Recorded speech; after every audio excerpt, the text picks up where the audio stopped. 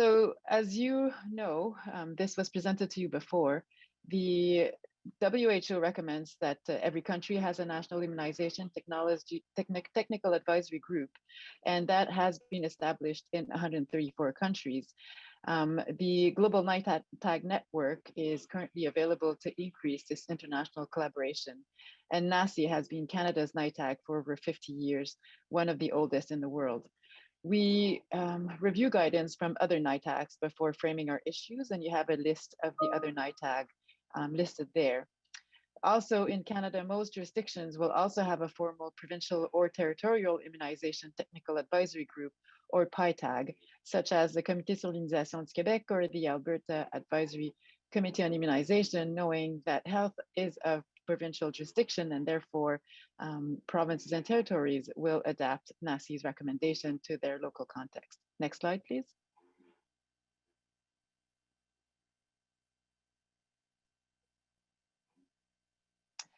Alors, peut-être juste une précision pour faire la différence entre ce que Santé Canada fait et le Comité consultatif national de l'immunisation, en sachant que le CCNI est à la fois une ressource technique et un organisme délibérant qui permet aux autorités nationales et aux responsables des politiques de prendre des décisions fondées sur les données probantes.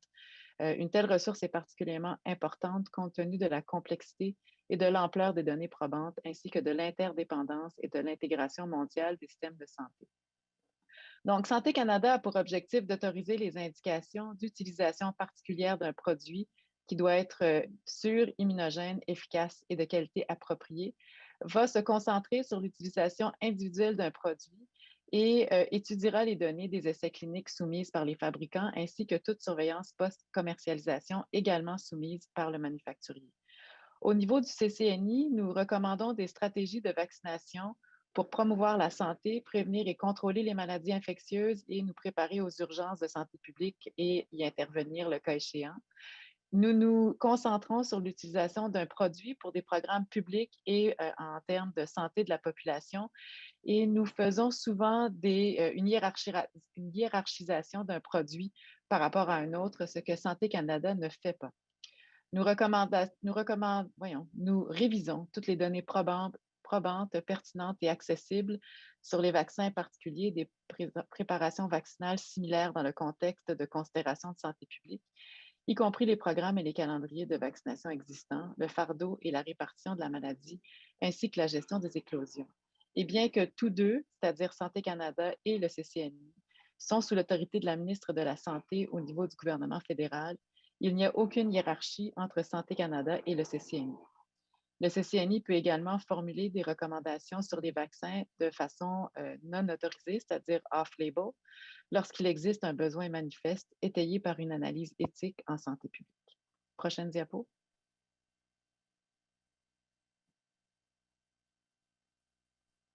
So just what we're discussing today is the release of the AstraZeneca update. So NACI has expanded its recommendation for the use of the AstraZeneca vaccine to people over the age of 18, now including those 65 years of age and over. You have to realize that when we issued a recommendation on March 1st, there was only one real-world effectiveness study that had been issued, and that study that we will discuss a bit further later on was not deemed of sufficient quality to modify policy. We have since considered two other real-world effectiveness studies that have informed this change in recommendation. While all available vaccines in Canada are safe and effective, NACI still recommends that in the context of limited vaccine supply, initial doses of mRNA vaccines should be prioritized for those at highest risk of severe illness and death and highest risk of exposure, because we have a differential efficacy estimate between the mRNA vaccines and the AstraZeneca vaccine from the clinical trials. And however, the real world effectiveness show that both mRNA and AstraZeneca have similar effectiveness, mainly after a first dose. We are also monitoring what's happening with the adverse events following immunization in Europe.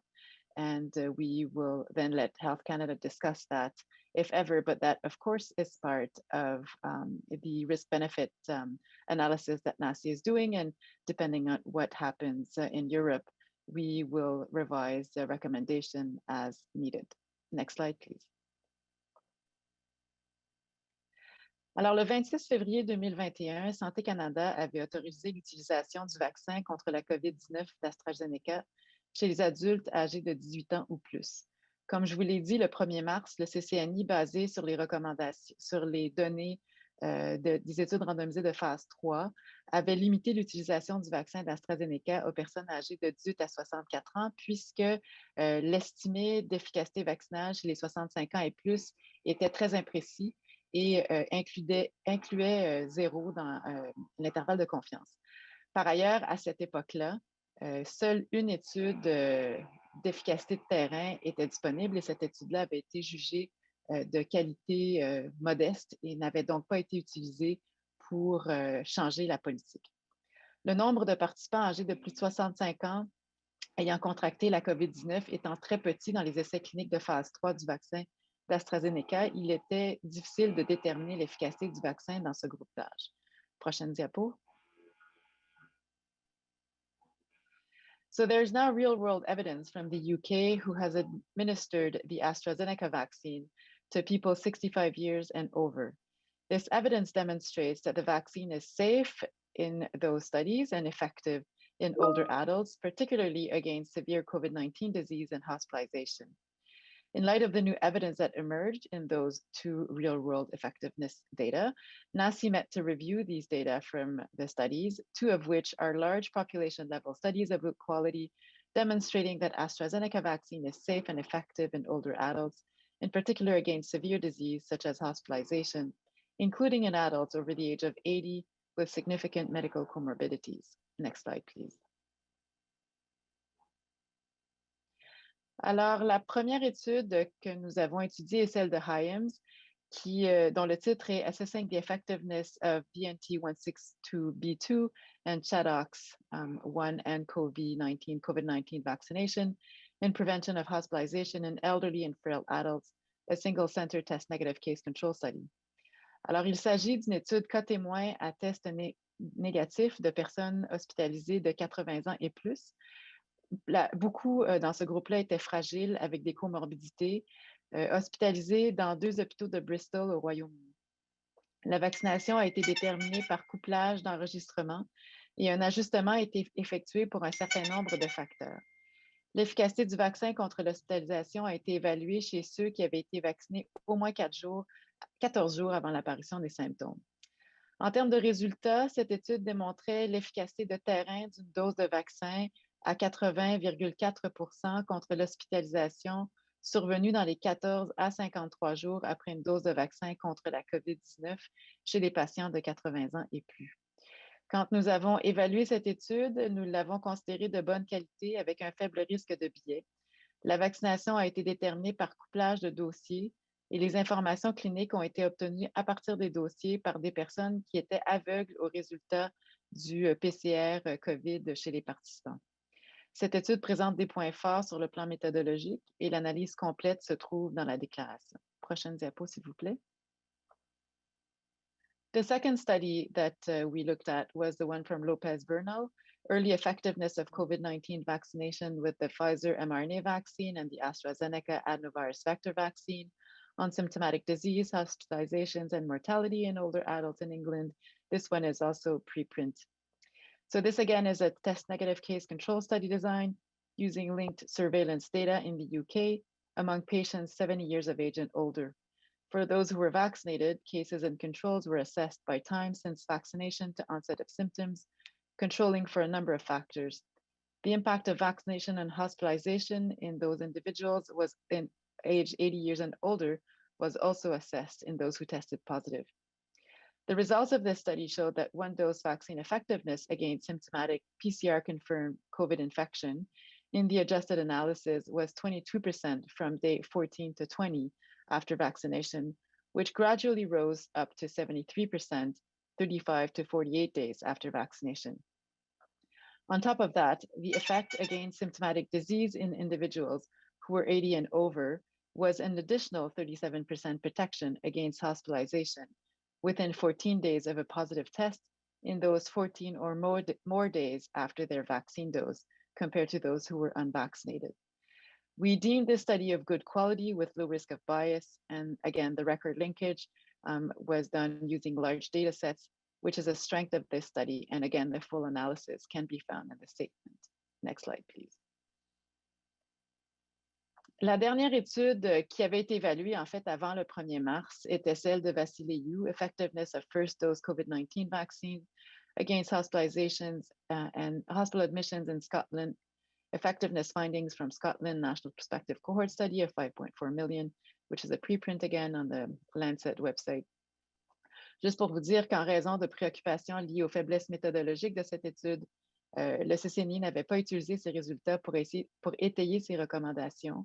En fait, nous avions évalué que cette étude était à haut risque de biais et que par ailleurs, l'étude avait démontré une efficacité très élevée de la vaccination à prévenir les hospitalisations dans les 2 premières semaines suivant la vaccination, ce qui est biologiquement peu plausible.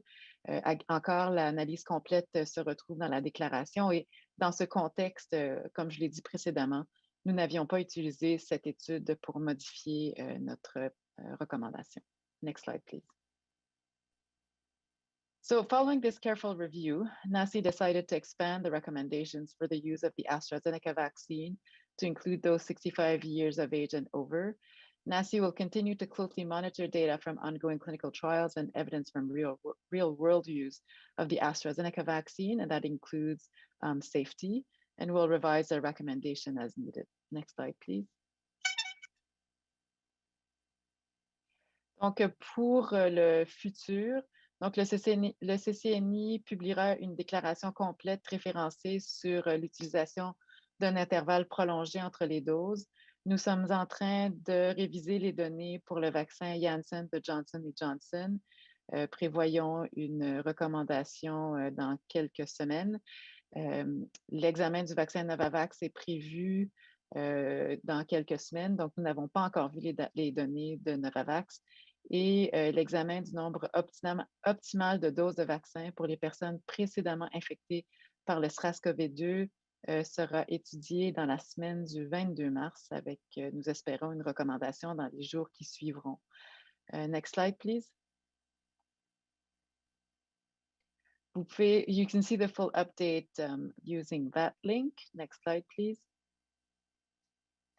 And you have NACI membership here.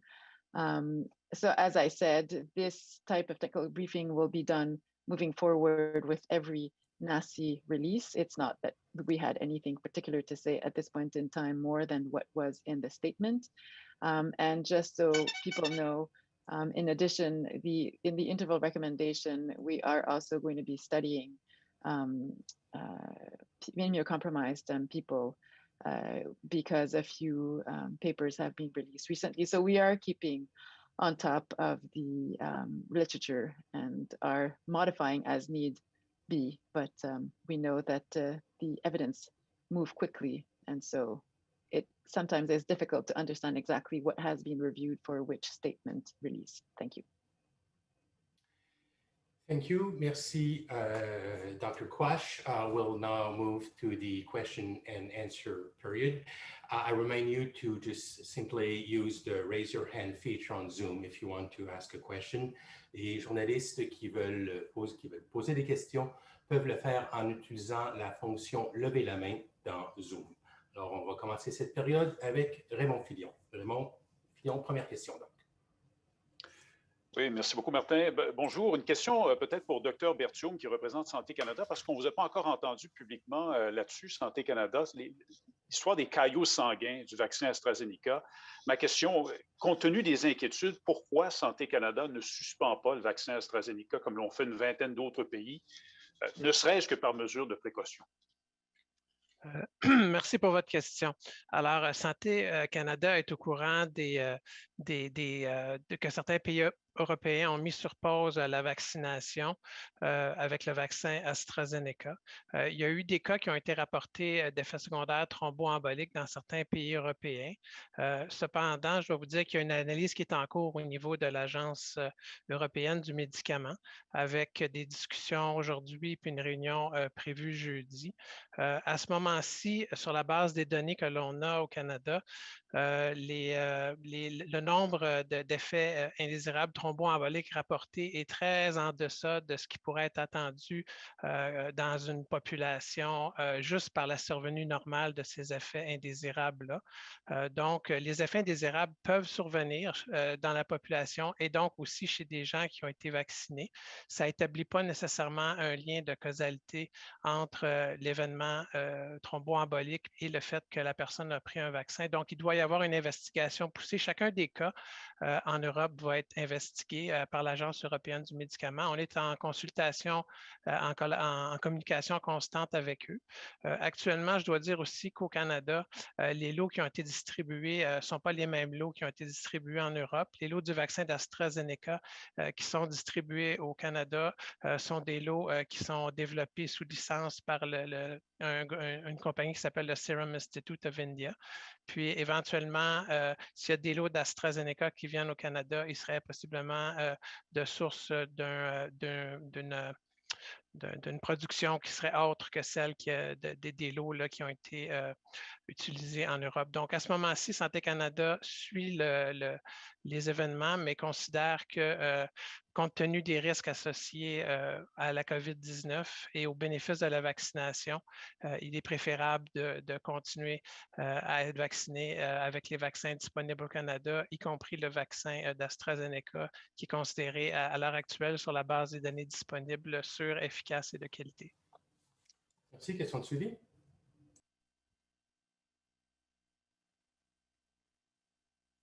Oui, question suivie. Donc, il n'y a aucune preuve qui démontre un lien, surtout avec les lots qu'on a au Canada, si je vous comprends bien, mais vous n'avez pas l'assurance qu'il n'y a pas de lien. Est-ce exact? C'est-à-dire que, comme j'expliquais, ce qu'on doit garder en tête, c'est que des événements indésirables peuvent survenir suite à l'inoculation d'un vaccin. Ensuite, on doit déterminer est-ce qu'il y a un lien entre ces effets indésirables-là et le vaccin. Sur la base, par exemple, des données que l'on a pour le vaccin AstraZeneca, où presque 24 000 personnes ont été inoculées avec le vaccin dans les essais cliniques, le taux de survenue des effets secondaires thromboemboliques était plus bas dans le groupe vacciné que dans les groupes contrôle. Ce qui veut dire que quand on contrôle de façon aléatoire, puis on répartit les sujets dans les études, il n'y a aucune évidence que le vaccin d'AstraZeneca à l'intérieur des essais cliniques cause des effets secondaires thromboemboliques. Je dois aussi rajouter que jusqu'à maintenant, les effets secondaires thromboemboliques ne sont pas des effets secondaires qui ont été associés de façon typique avec les vaccinations en général. Mais ceci dit, Santé Canada continue d'investiguer la chose. Au Canada, on n'a pas eu de rapport d'effets indésirables avec le vaccin d'AstraZeneca de nature thromboembolique. Il y a eu 2 cas de nature thromboembolique qui ont été rapportés avec le vaccin de Pfizer. Puis je dois dire aussi que l'information quand même que l'on a actuellement, c'est qu'il y a eu 17 millions de doses qui ont été distribuées en Europe du vaccin d'AstraZeneca et inoculées. Puis les cas rapportés sont dans quelques dizaines de cas, alors que les cas attendus seraient probablement plus dans quelques centaines de cas. Donc, il faut garder ça en tête. Il faut éviter de prendre là, des décisions hâtives. Sur la base des informations que l'on a actuellement, tout semble indiquer que le vaccin est sûr à l'heure actuelle. Mais comme je vous dis, on continue de suivre la chose d'heure en heure, de jour en jour. Puis s'il y a des changements à la position de Santé Canada, ça va être communiqué immédiatement là, aux différentes instances et au public en général. Merci beaucoup. We'll now move to Mackenzie Gray. Hi there. My first question is for Dr. Berthiaume. I know you just answered this in French, but if you just go over to English as well, too. I mean, what's Health Canada doing to track the safety of the AstraZeneca vaccine, considering many European allies have stopped using it right now? Yes, thank you for your question. So Health Canada is actively monitoring the ongoing situation in Europe. As you are aware, many European countries have paused their vaccination and because they're currently investigating a number of cases that has been reported in different countries that are thromboembolic adverse event. Based on the information that Health Canada has reviewed, the number of cases of thromboembolic adverse event at this point in time are lower than the rates that would be expected in the population that has been vaccinated with the AstraZeneca vaccine.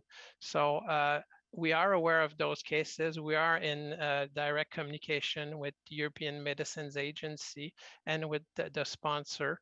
We are looking to get additional information about the case.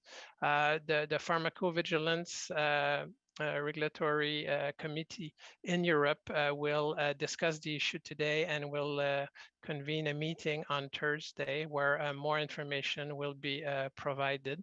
At this point in time, based on the information that has been distributed by and reviewed by Health Canada, there is no safety concern with the thromboembolic adverse event because the lower the number of events are lower than expected, but we're actively looking into the issue. So overall, Health Canada considers that the benefits of the vaccines, considering the risk of contracting COVID infection and its associated complication, outweigh any risk that potentially be associated with the vaccine. Thank you. Follow-up? Yeah, my follow-up question is for Dr. Quach. I think it was on March 1st that NACI put out its recommendation that AstraZeneca shouldn't be given to people over 65. And I know this isn't your fault, but then on the second, new data comes out, and then on the third, new data comes out.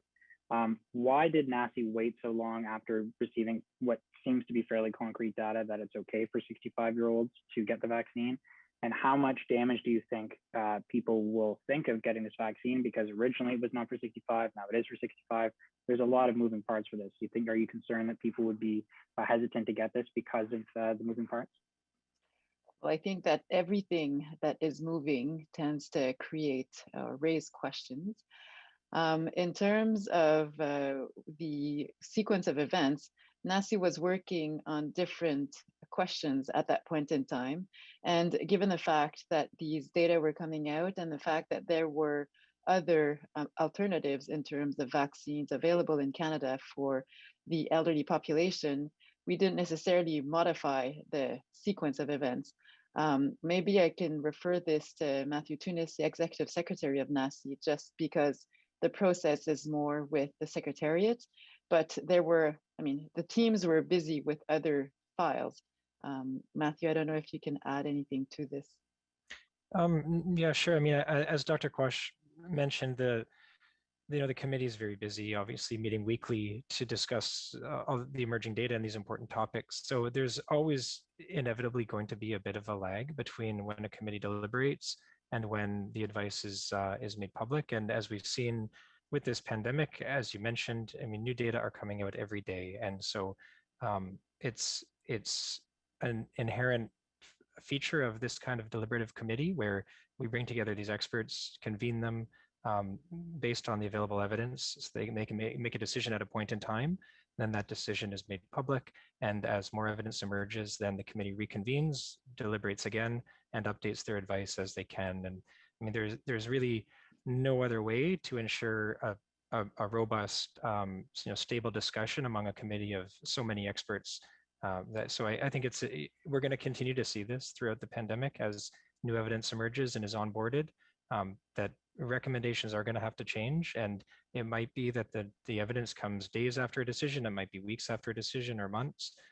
We have no control over where data is coming from, and it's impossible to predict the future about what's going to come out on which day. So it's I think it's to some extent the nature of trying to do these careful deliberative decisions in this dynamic environment. Thank you.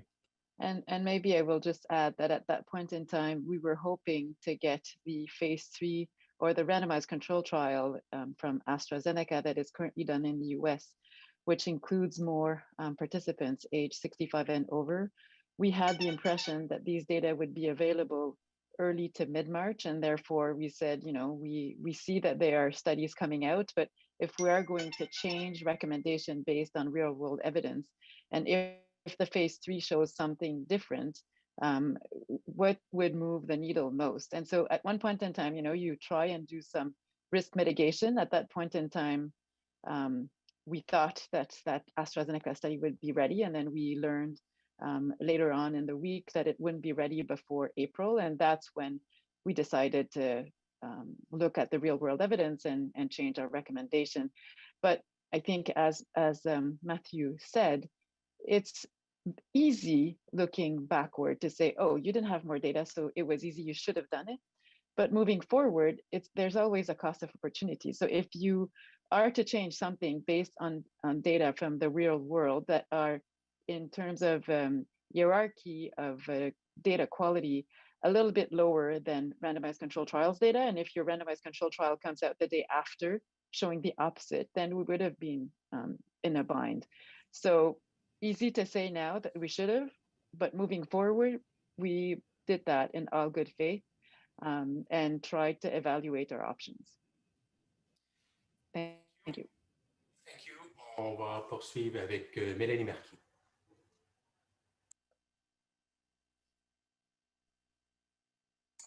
Merci, Martin. Je m'excuse pour le délai.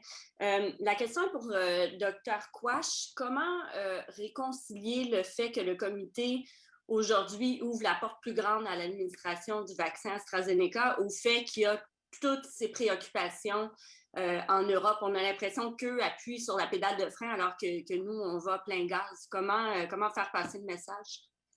C'est une excellente question qu'on s'est posée hier. En fait, compte tenu que les médias savaient déjà tous qu'on avait changé notre recommandation, puisqu'on s'en était parlé. Hier soir, en fait, tout le monde disait que le CCNI avait modifié sa recommandation. On s'est donc dit qu'il fallait en parler et expliquer que Santé Canada, en fait, continue à faire le suivi de ce qui se passe en Europe. Je pense que notre recommandation n'est pas en lien avec ce qui se passe en Europe. Notre recommandation est vraiment en lien avec les données de Real World Effectiveness qui ont été publiées début mars. Et dans ce contexte, ce que je disais tout à l'heure, c'est que présentement, ce qu'on dit, c'est qu'il peut être utilisé, mais qu'évidemment, quand on évalue la balance des risques versus bénéfices, si jamais Santé Canada nous dit qu'effectivement, il y a un enjeu, on modifiera la recommandation, mais c'est le problème d'avoir un comité qui fonctionne avec des experts qui se rencontrent à toutes les semaines, où il y a un processus très strict à suivre, où les données doivent être revues, délibérées, rédigées, approuvées, traduites. Et donc, on n'est jamais capable de sortir une recommandation en deçà de 7 à 10 jours suivant la rencontre plénière. Et donc, je pense, encore une fois, là, il y avait une mitigation de risque où on s'est dit, soit on ne sort pas notre avis, mais il est déjà, en fait, dans les faits sorti puisque tout le monde en parlait, et on attend, ou on fait cette recommandation-là, puis on permet la discussion là, autour des données qui existent présentement, où le lien de causalité n'est pas encore retenu. En question de suivi, toujours pour vous, puis peut-être Dr. Berthiaume aussi, si vous voulez vous lancer dans la mêlée. Je sais que, bon, vous n'êtes pas le gouvernement, mais compte tenu qu'il y a une certaine hésitation, qu'il y a une population âgée de 65 ans et plus qui va hésiter à se faire administrer de vaccin, est-ce que ce ne serait pas sage de revoir un peu les listes de priorités pour s'organiser que, par exemple, le vaccin d'AstraZeneca soit donné en priorité à des populations plus jeunes?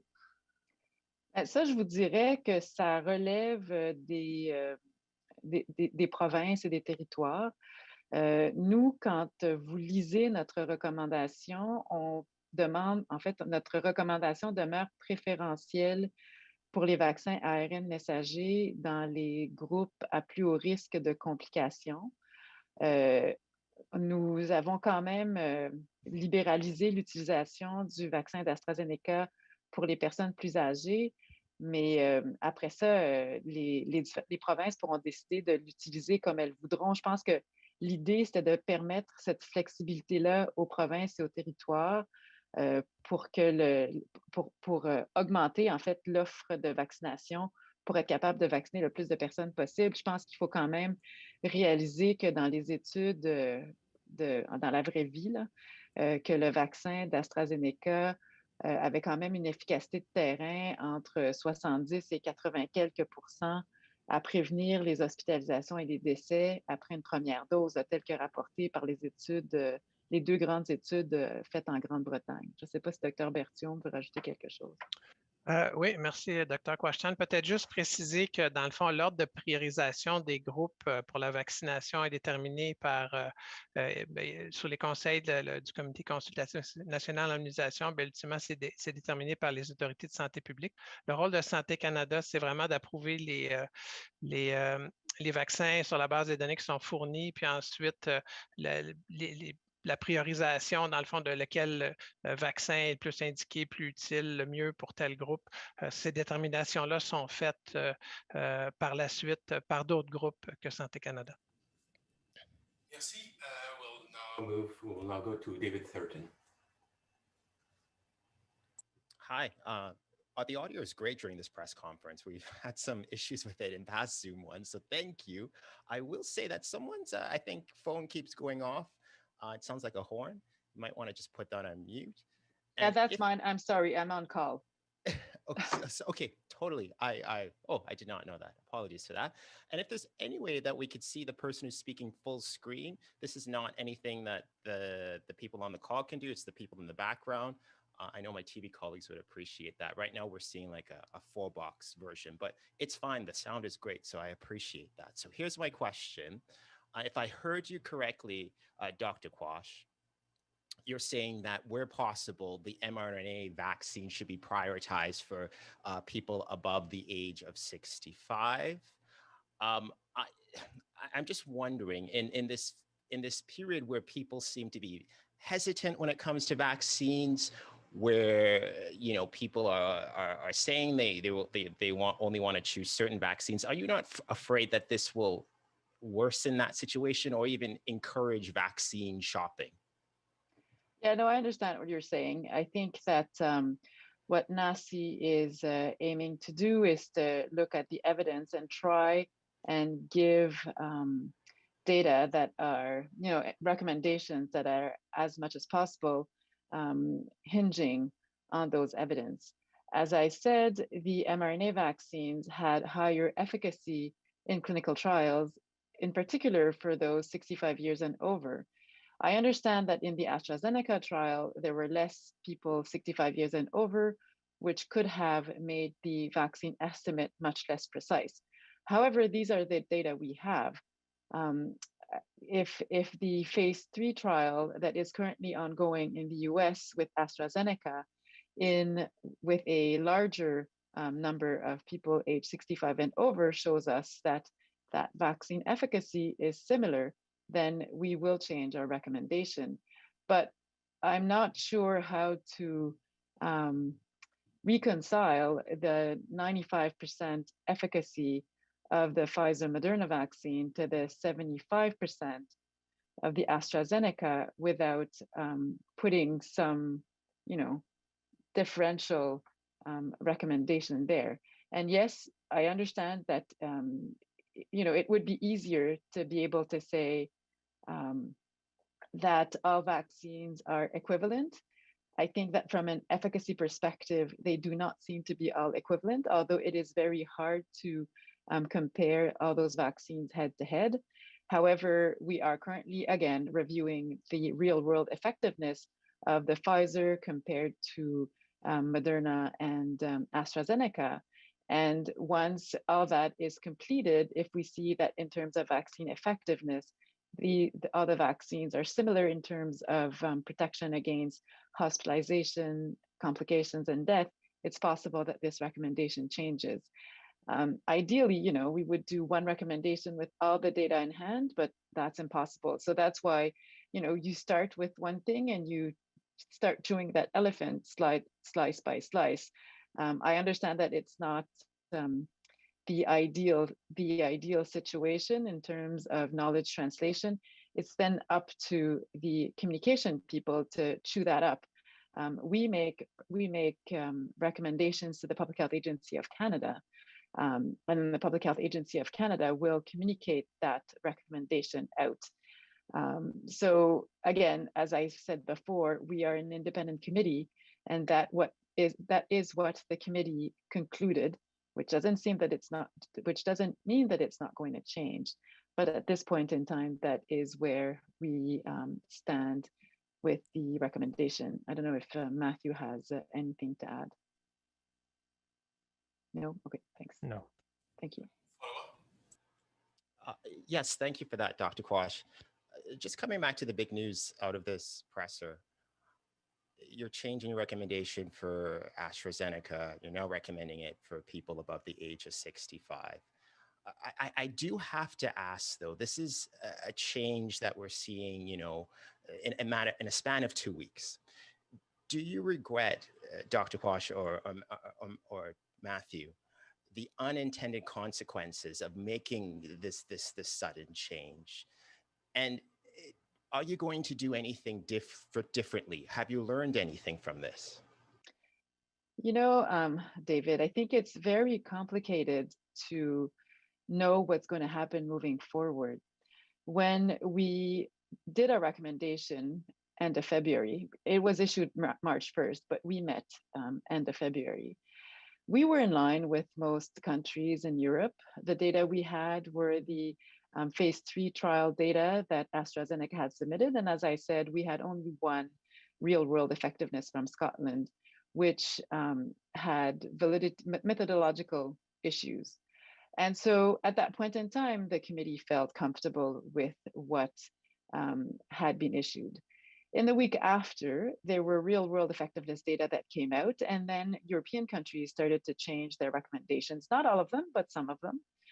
And as I said, the reason why we didn't jump right away on those real world effectiveness was because we were expecting the phase 3 trial data from the US to unveil in early March to mid-March. So we said, you know, if it's next week and those data are in contradiction with the real world effectiveness, we will not have done anybody a service. So I think that people have to realize that it's not that we're flip-flopping, it's just that we try to monitor the evidence. I think the only thing that I would say would have been done differently is the communication support, so that we would have been able to explain all this exactly as we're doing today. And so based on that, I think the Public Health Agency of Canada has now recognized that this support was absolutely necessary, and this is now put in place. Could have been done earlier, but you know, it's the first pandemic of this size, and it was the first time that we ran into so much complications. The unintended consequences, well, the provinces and territories were still able to use the vaccine as recommended by Health Canada.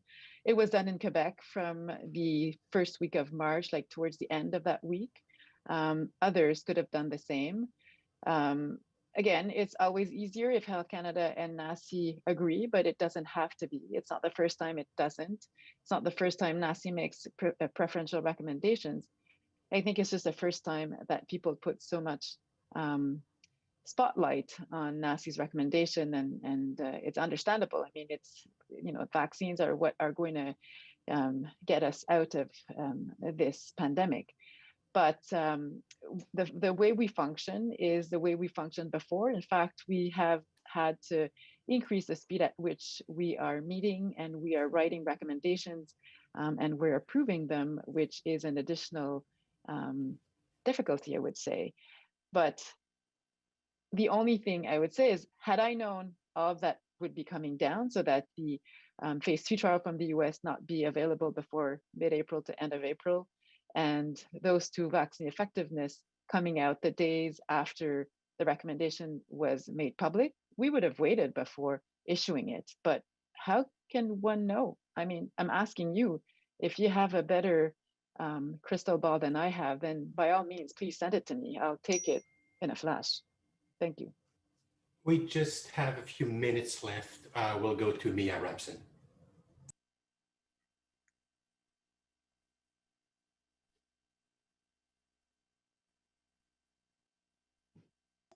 Oh, sorry, am I unmuted now?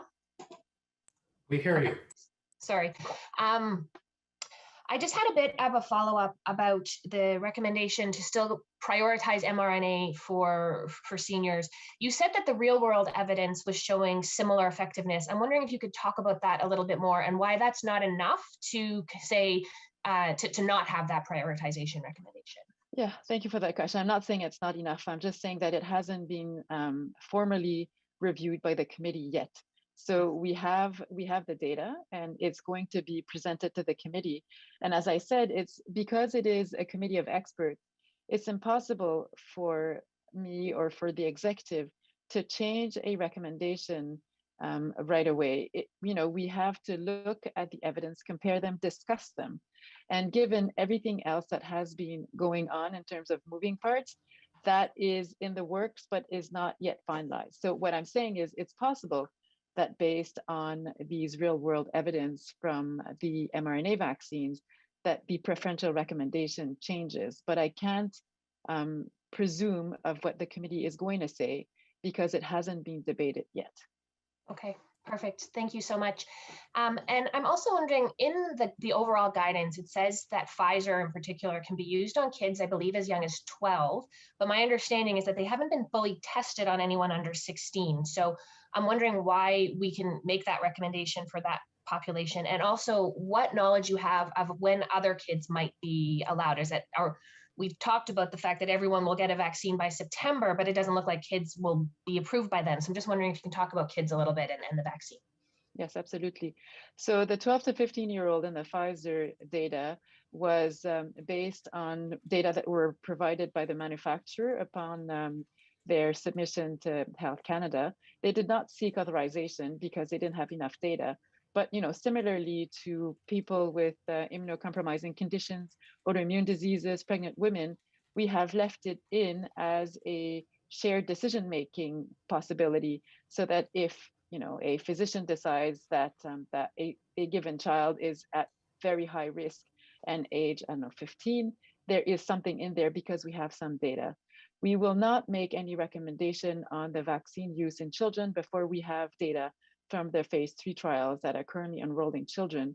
From our understanding, we should get some data in the next 2 to 3 months for at least the 12 to 15-year-olds. And then as data are being accrued and are deemed to be, the vaccines are deemed to be safe and immunogenic, then they will decrease in age range until they go down to the younger ones. But we're not expecting anything for children before the end of 2021. Maybe Dr. Berthiaume from Health Canada has a better knowledge of what data are coming in and when, but we're not expecting anything anytime soon. Thank you, Dr. Quach-Thanh. No, not much to add. We should have data from Pfizer in the coming months. Data from Moderna maybe a bit later, but at this point in time, then the data will need to be reviewed, and it's going to depend on what can be derived in terms of efficacy from the data. So. Thank you. Merci. C'est ce qui complète notre briefage technique. This is the end of our technical briefing. Reporters, if you have additional questions, you can reach us at hc.media.sc@canada.ca. Donc, les journalistes qui ont des questions supplémentaires peuvent nous joindre au hc.media, sans accent évidemment, .sc@canada.ca. Bonne journée.